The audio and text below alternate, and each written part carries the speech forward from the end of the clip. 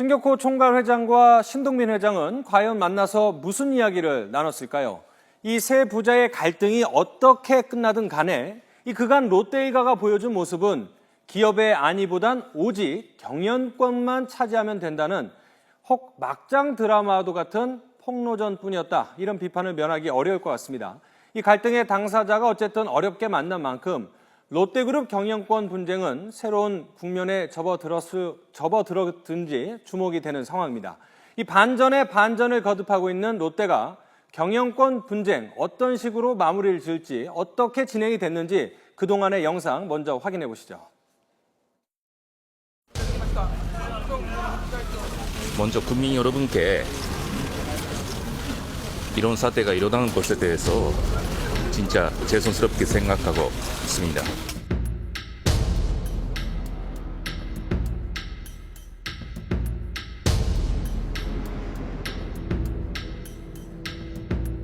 신동빈은 한국롯데 회장, 한국롯데홀딩 대표로 임명한 적이 없습니다.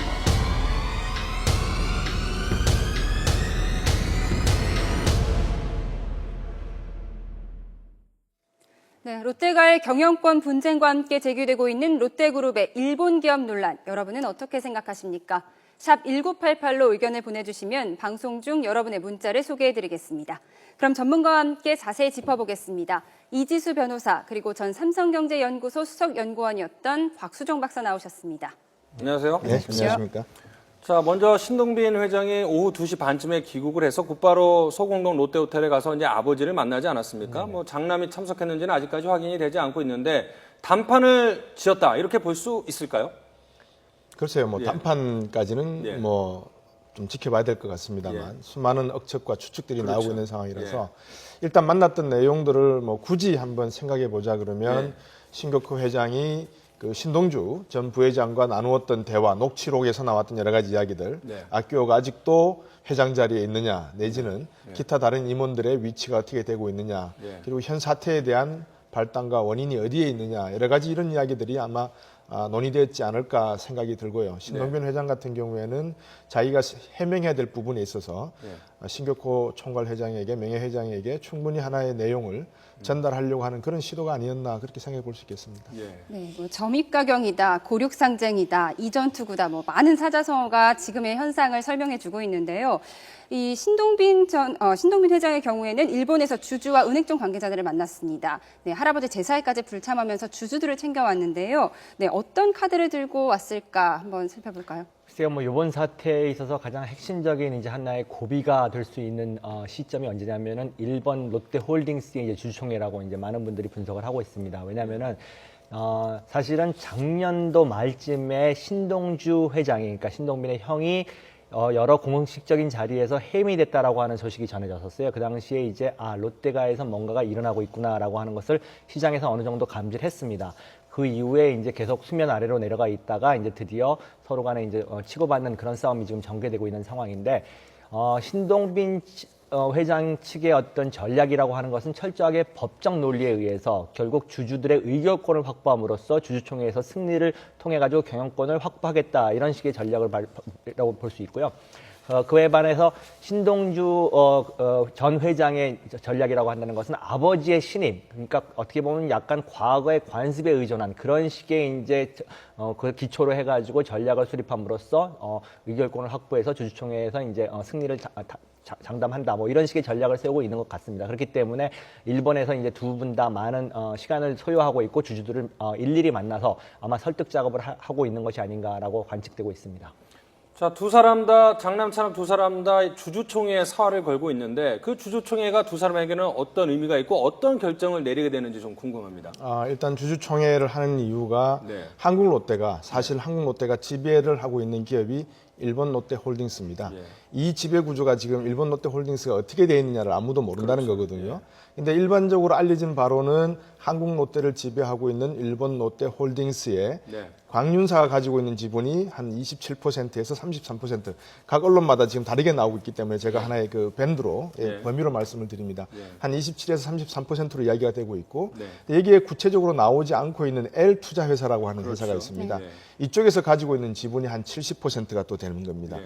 근데 이제 L 투자회사의 지분이 어떻게 구성되어 있는지에 대해서는 구체적으로 알려진 바가 없죠.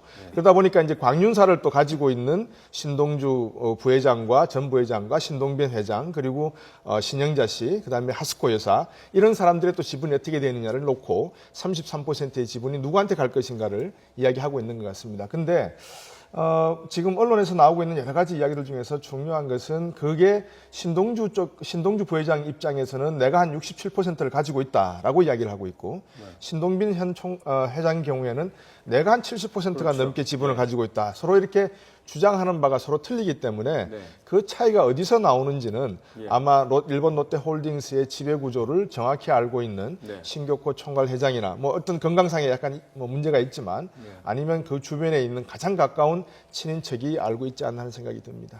어찌 보면 이 아버지 권위에 기대고 있는 것처럼 보이는 이 장남 신동주 전 부회장의 경우에 오늘 출국할 것으로 알려졌었는데 아직 국내에 머무르고 있거든요. 이 같은 행보를 통해서 뭐 어떤 걸 짐작해 볼 수 있을까요? 그러니까 아까도 말씀드렸듯이 신동빈 회장이라고 하는 분의 그 전략 내지는 어떤 그 생각이 보면은 약간 서구적이세요. 경영 스타일도 그렇고 어떻게 보면 유럽 영미식 방법으로 회사를 공개함으로써 주주도 넓혀 나가고 자본도 이제 끌어들이고 이런 식의 전략을 세우는 거에 비해서 그러니까 주주에게 의결권이 있기 때문에 그것을 확보하려고 하는 노력을 하는 데에 비해서 신동주 전 회장 같은 경우에는 아버지가 세운 회사다 보니까 아버지의 신임을 자기가 완전하게 확보를 하게 되면은 이 싸움에서 이길 수 있다라고 하는 생각을 하는 것 같습니다. 그렇기 때문에 주주를 직접 만나서 설득을 하는 시간을 보내는 것보다는 아버지로부터 완전한 신임을 얻어서 어떤 동생을 갖다가 축출할 수 있는 그런 식의 생각을 하고 있는 것 같아 보입니다. 근데 이 부분에 대해서 네. 저는 개인적으로 약간 좀 다른 생각을 할 수 있다라고 드는 게 네. 일본에서 자라고 일본 홀딩스를 가지고 있던 2014년 12월 26일부터 네. 올 1월 달까지 점점 신동주 전 부회장은 권한을 뺏기기 시작을 그렇죠. 했거든요. 예. 그 전에 일본에서 자라고 일본에서 교육을 받던 신동주 회장이 예. 일본 같은 경우에는 그러니까 소유 경영 오너가 지배하는 이런 경영 구조를 1945년 2차 세계대전 이후에 미국이 들어가서 거의 다 없애버렸습니다. 근데 그런 상태에서 경영을 했던 사람이 과연 네. 아버지나 친척에 의해서 경영권이 이전될 것이다라고 생각을 해서 과연 지금 이렇게 붙어 있겠느냐 아니면은 다른 친척 신춘호 씨라든지 신준호 씨 이런 분들이 뒤에서 신동주 씨를 뭐 조정이라는 표현이 좀 어색합니다만은 이렇게 좀 도와주고 있는 형태가 아닌가라는 생각을 해볼 수가 있는 부분이 있고요. 예. 그런 부분에서는 아마 신동주 전 부회장이 자기의 지분을 67%라고 이야기할 수 있는 부분이 그런 배경이 아니겠는가. 그 반면에 신동빈 회장 같은 경우에 상당히 서구식이라고 하는데 서구식 경영이라 그러면 이런 식으로 불투명하게 경영하면 안 되죠. 그렇죠. 지배 구조가 지금 얼마나 엉키고 설켜 있는데요. 이제 그런 측면에서 놓고 보면 약간 아버지의 그런 비밀스러운 롯데 경영에 신동빈 부회장이 뭐라 그럴까요? 좀 이용을 하거나 아니면은 그 방법을 좀 따라가는 것이 아닌가 하는 생각도 듭니다. 어제 신격호 총괄회장의 육성 동영상이 공개되지 않았습니까? 뭐 여러 가지 논란도 있지만 가장 큰 문제는 자신이 승진시킨 회장직으로 신정시킨 신동빈 회장의 직위 자체를 부정을 했는데 팩트와는 좀 다르지 않습니까? 글쎄요, 지금 시장에 알려진 바와는 많이 차이가 있습니다. 분명히 어저께 육성 녹음 내용을 들었을 때 왜냐하면은 공식적으로 이사회의 결의를 통해 가지고 신동빈 회장이 이제 회장 자리에 오르고 이사에 이제 오른 것만큼은 다 시장의 공시를 통해 가지고 알려진 상황인데 그렇죠. 그 사실 자체를 지금 약간은 착각을 하신 건지 내지는 혼돈을 하신 건지 또는 그 고령이라고 하는 요소가 개입이 돼서 사고 판단이 흐려진 건지 이 부분에 대해서는 뭐 지금으로서 판단을 내리기는 좀 어려운 상황입니다만은. 잠깐 어저께 육성 녹음이 이제 공개되면서 이제 전개된 상황을 좀 설명을 드리면 사실은 처음에 이제 신동빈 회장이 갑자기 일본을 가면서 이제 아버지를 포함한 많은 사람들을 해임하면서 당시에 분석하기로는 신동빈 회장이 훨씬 우월한 어떤 입장이 됐다라고 분석을 했었습니다. 왜냐하면은 이사회를 장악하고 있고 작년 12월 이후에 이제 신동주 전 회장의 어떤 입지라고 하는 것이 회사 내에서는 거의 없기 때문에 신동빈 회장이 이 싸움에서는 결국 유리한 쪽으로 갈 것이 아니냐라고 많은 분석이 있었었는데 사실 어저께 육성 녹음을 듣고서는 그 생각이 많이 또 바뀐 게 사실입니다. 뭐냐면은 아직까지도 그룹 내에서 창업자이자 총수로 알려진 전 회장이지만 이제는 신격호 회장의 영향이라고 하는 것은 대단합니다. 그것은 무엇을 의미하냐면은 결국 이 사건의 키를 가지고 있는 하나의 요소, 이제 사건이 뭐냐면 일본 롯데홀딩스의 주주들의 마음을 잡는 건데, 신격호 회장 같은 경우에는 오랫동안 사업을 하셨던 분이고 일본에도 네트워크가 원체 강하기 때문에 그 주주들 역시 많은 영향력을 미칠 수 있는 상황이 될 거라는 거죠.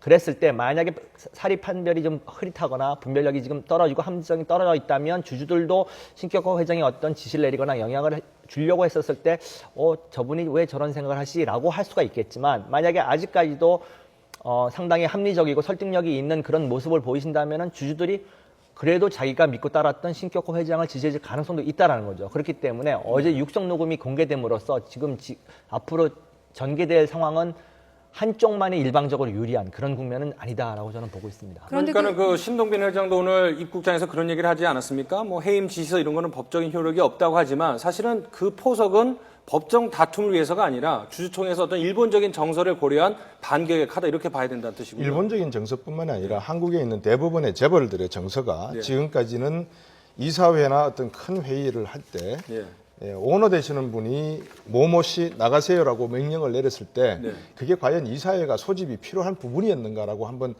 상식적으로 생각해 볼 수가 있는 거죠. 그만큼 아마 상당한 파워를 가지고 오너가 인사라든지 여러 문제를 전행이라는 표현을 좀 써서 그렇지만 전행을 해오지 않았나 하는 생각이 들거든요.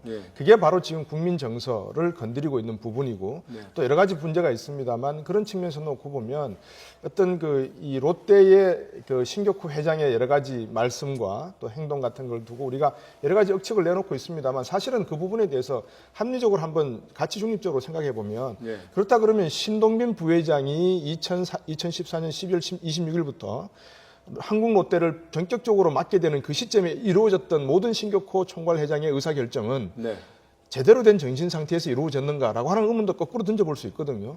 그래서 아마 홍보팀에서 이 문제를 가지고 적극적으로 언론을 대해서 일본 언론보다 한국 언론에 대해서 신동빈 회장의 입장을 대변하고 있는 것이라고 저는 생각이 된다면 한 번쯤은 신동주와 신동빈 두 형제 간에 신격호 회장을 가운데 두고 적극적인 한번 대화가 필요하지 않는가 하는 생각이 들거든요. 그래서 앞에서 말씀하셨던 신동주 부회장이 전 부회장이 이번 회동에 참여했는지 안 했는지가 하나의 관심인 것 같습니다. 여기서 또 한 가지만 잠깐 지적하고 싶은 것은 뭐냐면은 과거의 관행이 아무리 총수가 이제 손가락으로 지시하고 내지는 그냥 구두로 어떤 명령을 내렸다 하더라도 그게 이제 지금까지는 작동을 했습니다. 하지만 법에서 요구하는 것은 이사회의 의결 사항입니다. 그러니까 이사회가 정식으로 소집이 돼가지고 의사회 결의를 통해 가지고 어떤 기업의 의사가 결정이 되어야만 법적 효력은 생깁니다. 그 부분에 대해서 신동빈 회장은 잘 알고 있기 때문에 계속해서 아버지가 하신 말씀, 아버지의 녹취록은 법적 효과가 없다라고 하는 것을 계속 강조하고 있는 거고요. 결국은 이것들이 모두 다 법적 의미가 있는 것. 지금 이제 뉴스 속보가 들어왔는데 3시 반쯤에 아버지와 차남이 만났는데 신동빈 회장이 일본에서 잘 다녀왔다 이렇게 얘기를 했더니 신격호 총괄 회장이 어허라고 짧게 대답을 했고 두 사람이 뭐 저희가 이제 전격 회동이라고 상당히 강조점을 뒀지만 실질적으로 만나는 시간은 한 5분에 불과했다고 합니다. 과연 5분 동안 어떤 이야기를 나눴을지가 좀 의문이고 그래서 통상적인 아들의 어떤 인사에 그친 것이 아닌가. 물꼬를 틀 수 있는 만남은 아니었을 수도 있다. 이런 관측을 해볼 수 있지 않을까요? 충분히 말씀하신 내용일 것 같습니다. 한 5분 정도 되고 다녀왔다. 그리고 어허라고 말씀하셨다는 게 약간 뉘앙스는 아버님이 아직도 내가 누구인지 아니면 무슨 일이 벌어지고 있는지에 대해서 정확히 사리 판단을 못 하신다는 내용을 지금 저희들에게 주는 것 같거든요. 그런 측면에서 놓고 보면 그냥 단순히 신동빈 회장이 아버지를 찾아가서 일본 다녀왔습니다 하는 인사치레가 인사야 안보가 아니었나 하는 생각이 듭니다. 어쨌든 아버지가 화난 아버지가 아들을 만나줄까 의문이 있었는데 만나주기는 했던 거고요. 네, 말씀하신 대로 이 아버지 신격호 회장의 판단 능력이 명쾌한지 여부가 이번 사태의 굉장히 중요한 분수령이 될 것 같은데요. 어제 공개된 그 동영상이 여러 논란을 일고 있습니다. 신격호 회장이 일본 롯데홀딩스를 한국 롯데홀딩스라고 잘못 말했고요. 또 이 지나친 메이크업으로 유난히 건강을 강조하려 한 것이 아니냐 이런 논란도 있는데요. 어떻게 보십니까? 그 부분은 이렇게 생각하시면 어떻겠습니까? 아까 우리 이 변호사님께서 정확히 지적해 주셨는데 이 모든 사안의 결정은 법리적 고방과 주주총회, 이사회를 통해서 결정되는 표대결로 끝이 나는 겁니다. 거기에 대해서 아버지가 지시서를 던졌다든지 녹취 파일을 언론에다 공개했다든지 하는 것은 전혀 법적인 근거로서 또는 증빙 자료로서 효력이 없는 것이라고 저는 생각이 들고요. 네. 다만 이런 것들이 그러면 왜 나왔냐라고 하는 것은 신동주 회장을 전 부회장을 밀고 있는 친족 일가에서 내고 있는 여러 가지 그 뭐라 그럴까요? 일본 주주들에 대한 또는 이사회에 대한 하나의 그 감정적인 대응을 조금 더 부탁하는 내용에서 나오는 그렇겠죠. 것이지 네. 그 이상도 그 이하도 아니라고 생각이 듭니다. 그러니까 오히려 국내 여론전을 위해서 했다기보다는 일본의 주주들을 위해서 내건 카드일 수도 있다. 뭐 이렇게 볼 수는 있는. 다만 예. 신동빈 지금 회장으로서 불리한 팩트가 하나 있긴 있습니다. 네. 만약에 지금 신격호 회장이 얼마나 지금 합리적인 판단을 하고 있는지는 모르겠습니다만은 만약에 친자식인 신동빈이 신격호 회장을 해임했다라는 사실을 인지하신다면은 네.